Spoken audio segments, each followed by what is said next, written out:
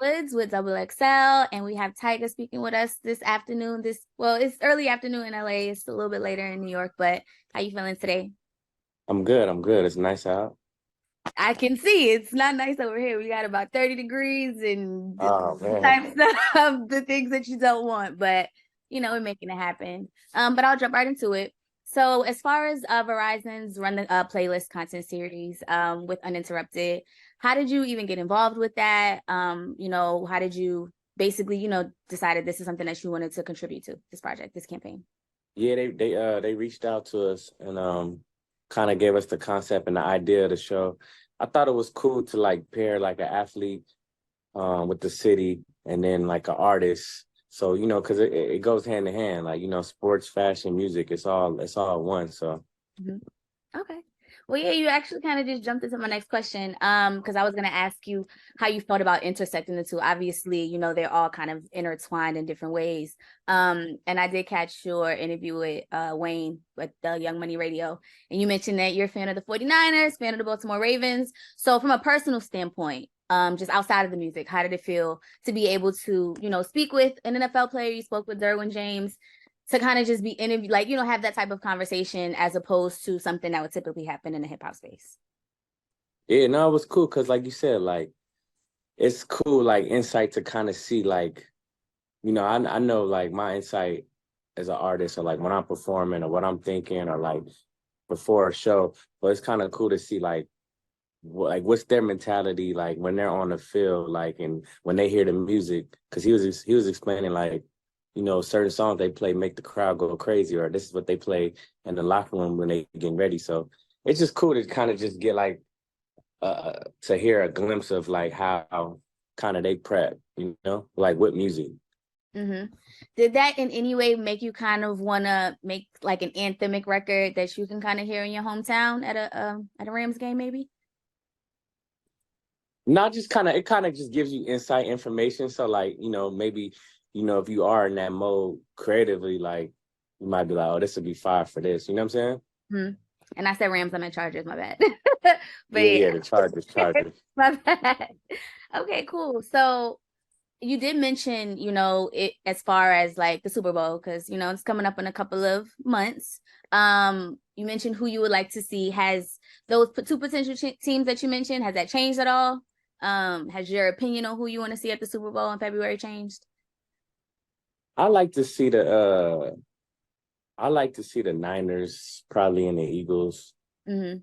or maybe like Niners and Chiefs or something, but I definitely think the Niners might be going.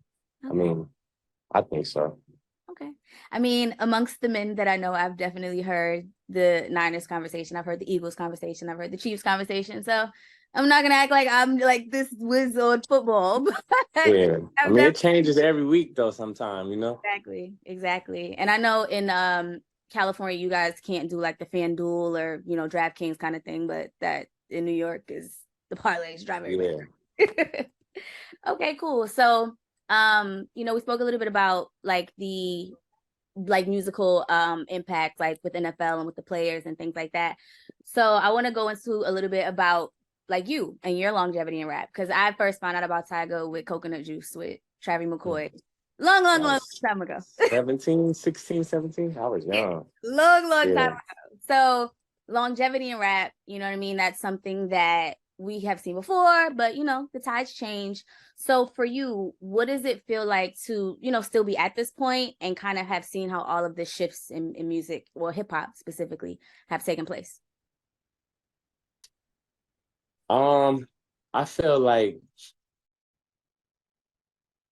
it's definitely changed like a whole lot. Like you said, just with streaming. I think streaming has changed how artists create. And then I think like, platforms like TikTok and like quick sound bites have changed how artists create too.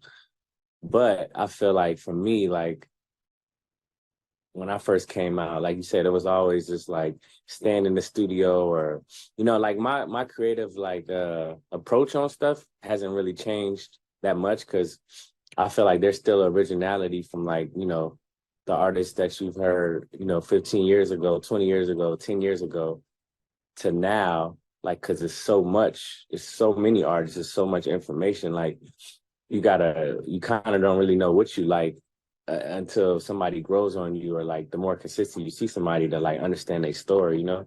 Mm-hmm. But no, it's definitely for sure changed a lot. Mm-hmm.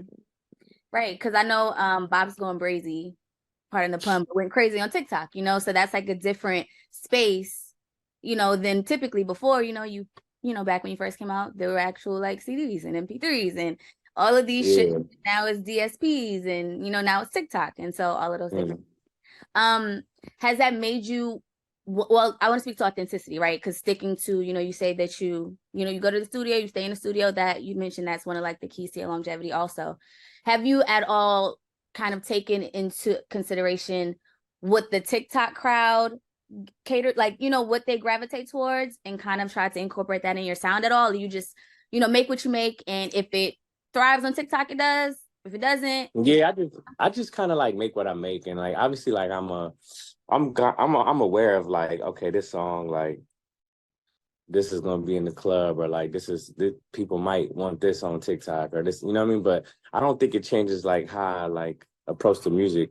It just really depends on like just the vibe of the songs you make, you know, like, and people kind of just take like, when you mention bops, like that song I had put out, I recorded it, but like I really didn't have a plan to put it out or anything because I couldn't clear the sample.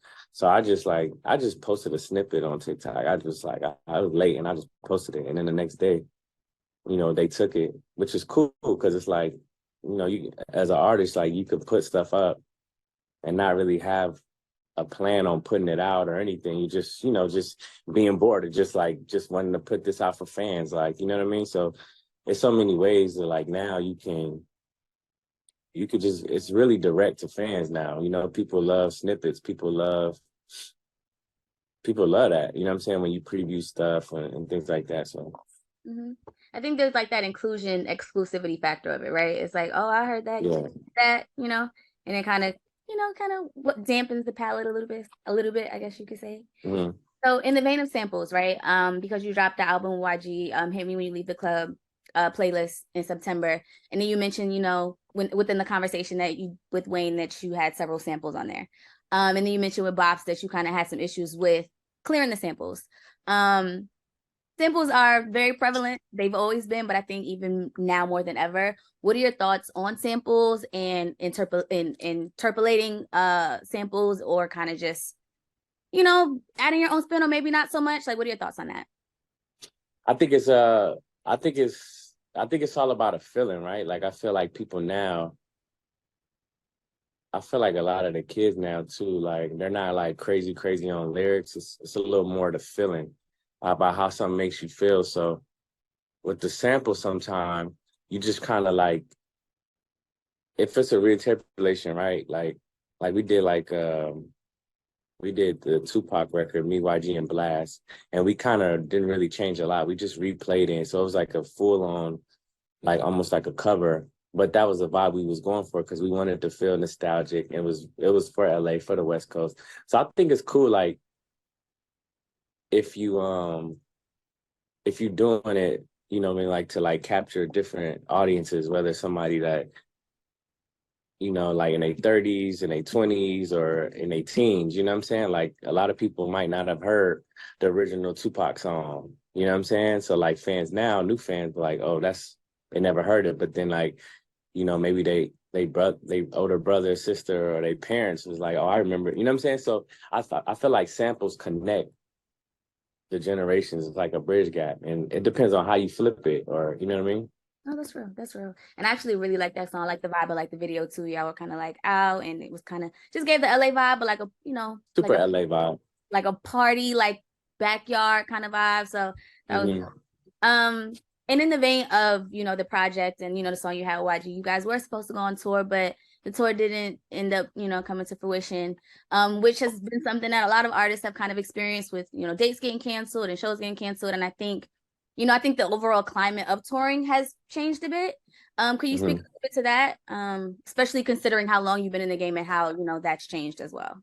Yeah, I feel like with touring, like now it's so many people touring that like, you know, you gotta like I feel like fans, they don't have like, people don't have like so much money to just be spending on $1,000 for this ticket, and then tomorrow, then this person is $500 a ticket, then this person is two. Like, you want to, so that's why these festivals do good, because you get to see all these artists, your favorite artists, in one place. So I think with touring, like, it's gotta be more of an experience. I feel like it's not just like, oh, I'm doing a show here. You know what I mean? Like, it needs to feel it needs to feel more immersive. It needs to be more of an experience. Like, I felt like when I went to the Weeknd's concert, and that just felt like a real experience into his world, and like that album. You know what I'm saying? So I think with touring, like, it just has to really make sense timing wise, and the right openers, like,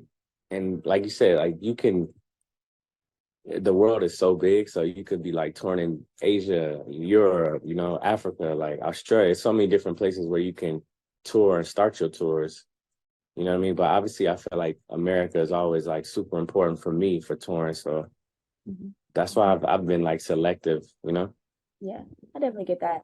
And you obviously you have fans everywhere, right? But the fans that grow with you, you want to make sure you touch those fans because they're Yeah, for sure. and supporting from the very beginning. So I do want to get into new music, but I know that you dropped a song with Cher, which is super dope. Right.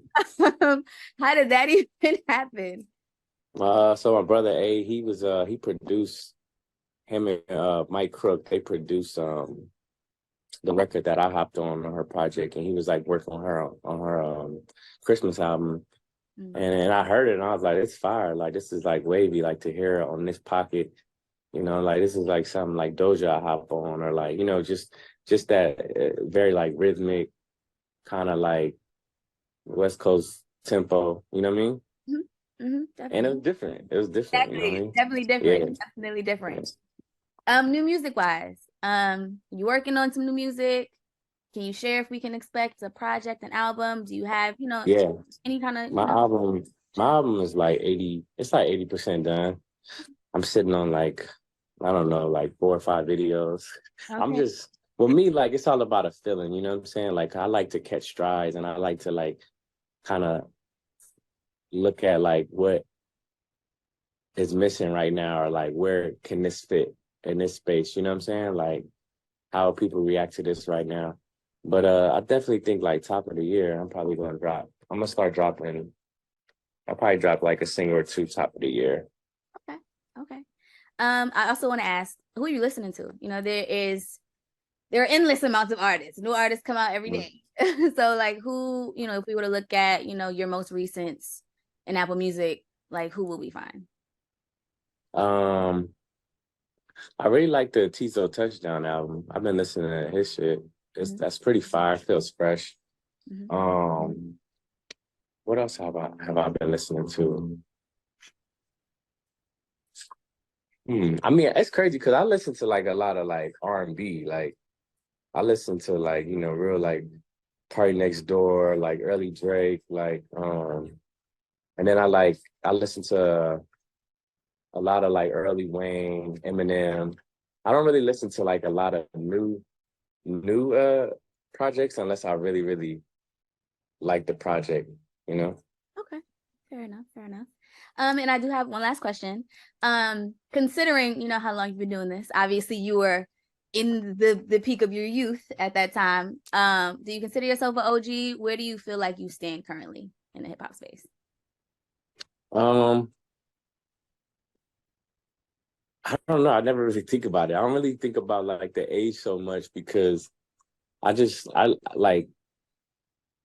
it for the love, right? So like, it's a sport, and I feel like it is like a young sport in the sense of staying tapped in, but also evolving with the sound, and like pushing the boundary too. You know what I mean? So like, but then there's also weird, because it's like I do like nostalgic vibes too. Because if you look at now, like, people are super obsessed with like Y2K, like as far as like style and like a lot of the new artists. You know what I mean? Right. So like, I think like you said, it's all feeling, and I don't know if I'm like a young OG or something, like, but I feel like all my peers, like, we still hear a lot of the people that I like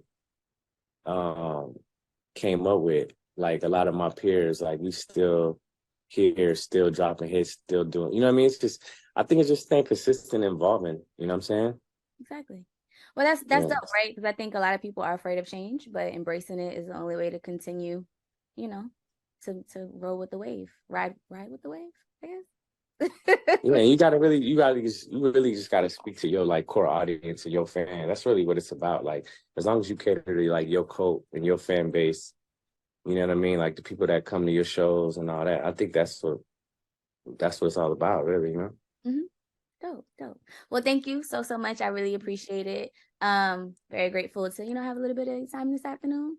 I think the people are gonna enjoy the conversation we just had. So I appreciate it. All right, appreciate it.